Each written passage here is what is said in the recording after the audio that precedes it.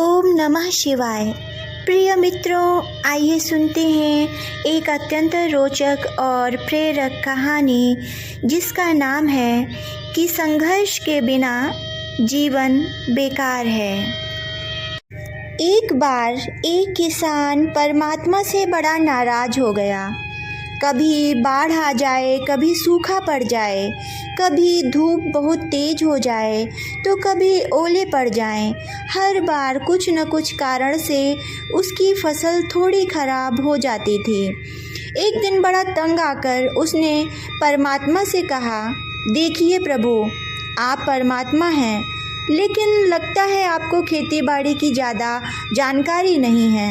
एक प्रार्थना है कि एक साल मुझे मौका दीजिए, जैसा मैं चाहूँ वैसा मौसम हो, फिर आप देखना मैं कैसे अन्न के भंडार भर दूँगा।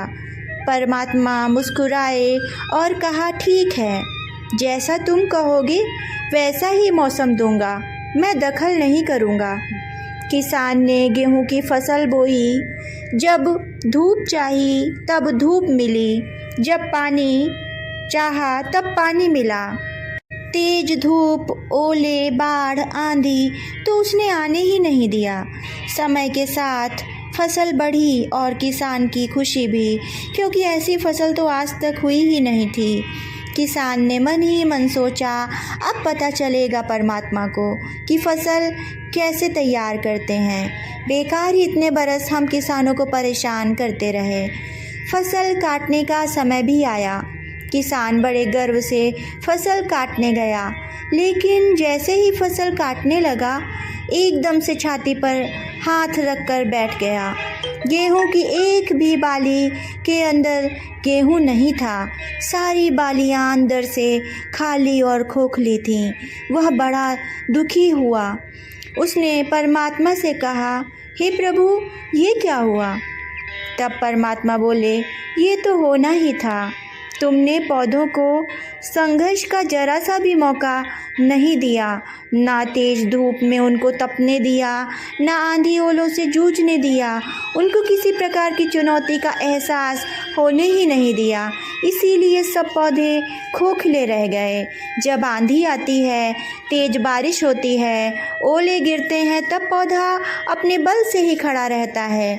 वो अपना अस्तित्व बचाने का संघर्ष स्वयं करता है, और इस संघर्ष से जो बल पैदा होता है वो ही उसे शक्ति प्रदान करता है, ऊर्जा देता है, उसकी जीवटता को उभारता है। सोने को भी कुंदन बनने के लिए आग में तपने, हथौड़ी से पिटने, गलने जैसी चुनौतियों से गुजरना पड़ता है, तभी उसकी स्वर्णिम आभा उभरती है, उसे अनमोल बनाती है। उसी प्रकार जिंदगी में भी अगर संघर्ष ना हो, चुनौती ना हो, तो आदमी खोखला ही रह जाता है।